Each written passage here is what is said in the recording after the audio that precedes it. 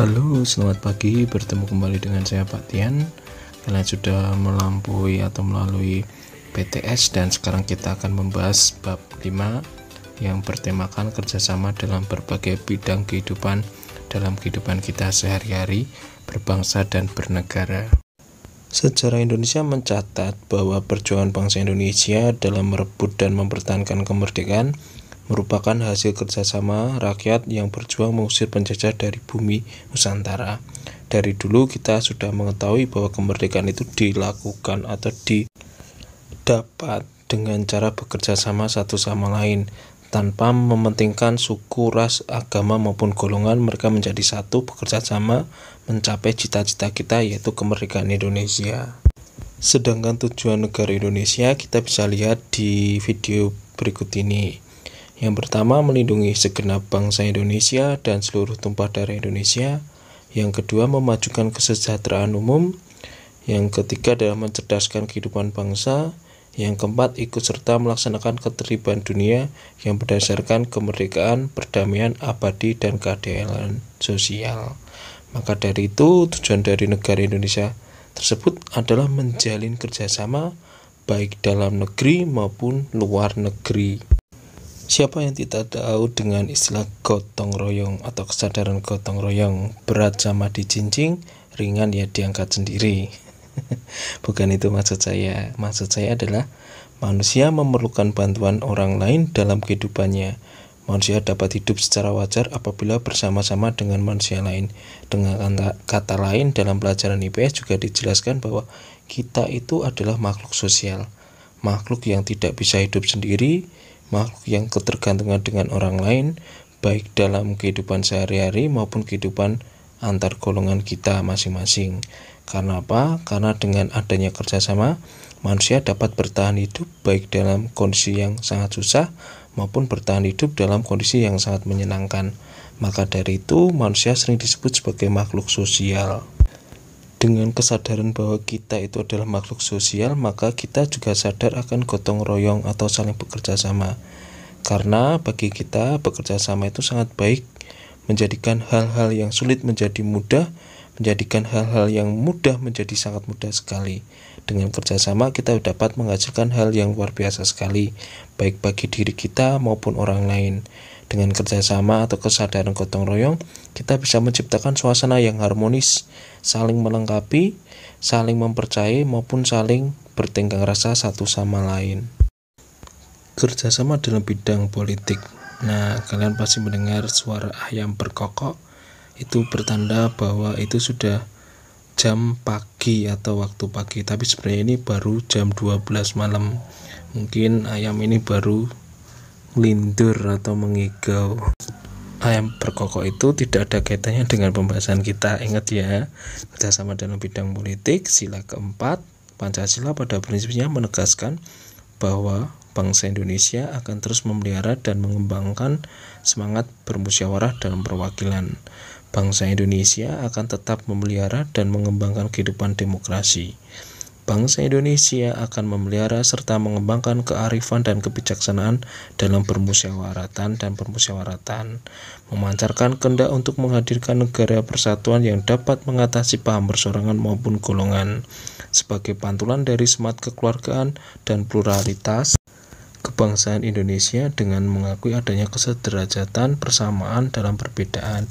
Nah, dari sini kita belajar bahwa pandangan berpolitik atau kerjasama politik itu baik dia dari orang terpandang, orang yang mampu, atau orang yang tidak terpandang, atau orang yang tidak mampu. Tetapi dalam hak berpolitik, kita itu memiliki hal yang sama atau kerjasama yang sama.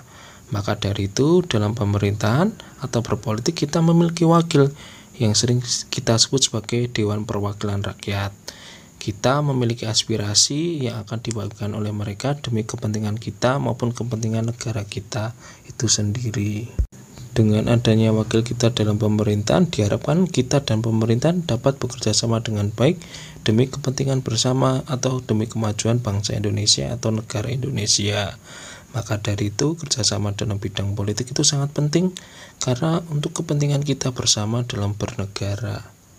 Berikutnya adalah kerjasama dalam bidang kehidupan ekonomi. Sebagai contoh adalah koperasi.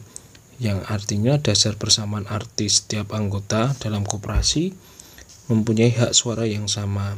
Persatuan artinya dalam koperasi setiap orang dapat diterima menjadi anggota tanpa membedakan agama, suku, bangsa, dan jenis kelamin. Yang ketiga adalah pendidikan.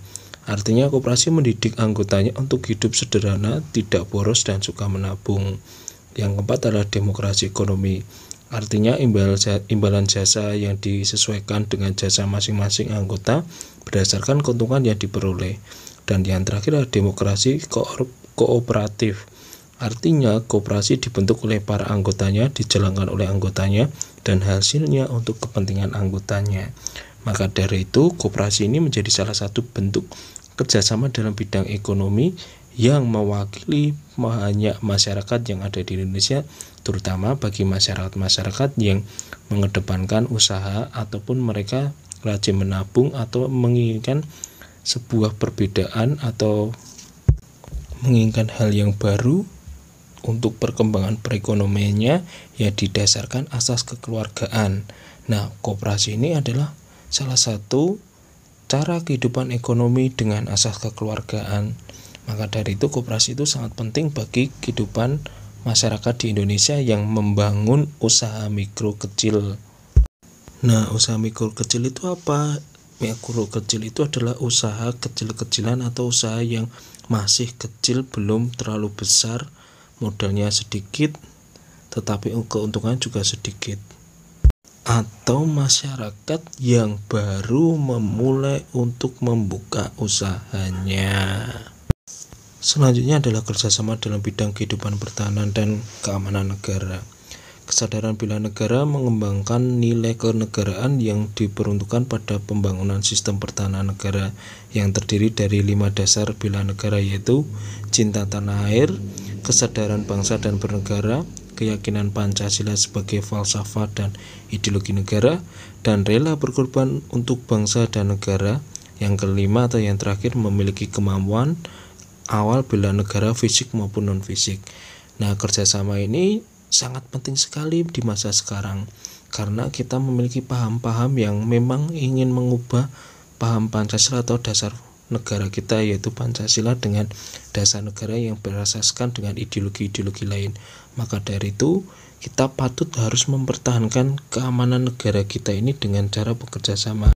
Dengan cara apa? Yang pertama ya jelas kita harus memiliki semangat nasionalisme dan cinta tanah air, patriotisme. Kita harus memiliki hal tersebut karena dengan itulah kita bisa mengembangkan pertahanan yang luar biasa sekali yang ingin menghancurkan negara Indonesia ini. Maka dari itu kita patut untuk saling bekerja sama satu sama lain. Dan yang terakhir adalah kerjasama antar umat beragama. Pasal 29 ayat 2 Undang-Undang Negara Republik Indonesia tahun 1945 berbunyi, negara menjamin kemerdekaan tiap-tiap penduduk untuk memeluk agamanya masing-masing dan beribadat menurut agama dan kepercayaannya itu. Kita perlu berbangga memiliki 6 agama yang berbeda-beda di Indonesia. Akan tetapi ada segelintir orang atau golongan yang menginginkan Indonesia itu tidak memiliki rasa pluralisme atau menghargai antar umat beragama. Maka dari itu jangan sekali menjadi orang yang fanatik tentang agama, tetaplah menjadi orang yang fanatik menjalankan hal-hal yang memang menjadi perintah Tuhan. Seperti menyayangi, seperti mengasihi terhadap sesama, itu adalah wujud dari kerjasama antar umat beragama. Maka dari itu baik Islam, Katolik, Kristen, Hindu, Buddha, Konghucu harus bersatu melawan paham-paham radikalisme yang mengatasnamakan agama, yang dipelopori oleh golongan-golongan yang sering ingin memecah belah kehidupan yang sangat tentram ini di Indonesia. Maka dari itu kita harus bersatu melawan mereka itu semua. Mengutip kata-kata dari presiden pertama kita yaitu Bung Karno, segala manusia yang apa saja warna kulitnya hendaknya bekerja sama untuk perdamaian dunia, yang diartikan bahwa kita sebagai bangsa Indonesia, baik warna kulitnya, baik agamanya, baik golongannya, baik sukunya, wajib untuk bersatu dalam menjaga perdamaian dunia. Soekarno juga berpesan, perjuanganku lebih mudah karena mengusir penjajah, tetapi perjuanganmu akan lebih sulit karena melawan bangsamu sendiri. Soekarno sudah berpesan bahwa suatu saat nanti kita akan muncul sosok-sosok pengkhianat bangsanya sendiri yang menjadi orang yang mengadu domba bangsanya sendiri, yang akan membuat bangsa Indonesia terpecah belah. Maka dengan kata-kata Soekarno ini kita patut berhati-hati. Dengan cara apa kita bisa mengalahkan mereka? Kita bisa mengalahkan mereka kita untuk saling menghormati, gotong royong, bekerja sama dengan baik, bahkan untuk saling melindungi satu sama lain, baik yang berbeda agama, suku, ras, dan antar golongan. Untuk itu pembelajaran hari ini saya rasa cukup. Kita akan bertemu kembali di minggu depan. Tetap jaga kesehatan, tetap selalu berjuang untuk menggapai cita-cita kalian, dan jangan lupa untuk saling bekerja sama satu sama lain untuk perjuangan kita sendiri demi kepentingan bangsa dan bernegara. Salam Rahayu, salam persatuan, Viva Republik Indonesia, Merdeka!